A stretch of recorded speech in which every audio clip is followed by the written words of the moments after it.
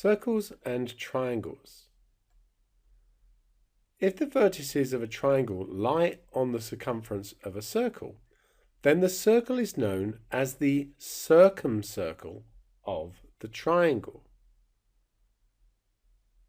So here we have a circle, and here we have a diameter, which is a chord that goes through the center. Let's form a triangle, like so. This angle is always a right angle. If one of the sides of the triangle is the diameter, the angle opposite the diagonal is 90 degrees. This is sometimes referred to as the angle subtended by the diameter. If we have another triangle like so, so this is the circumcircle of this triangle,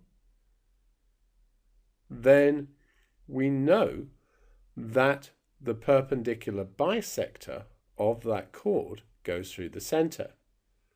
So using two of those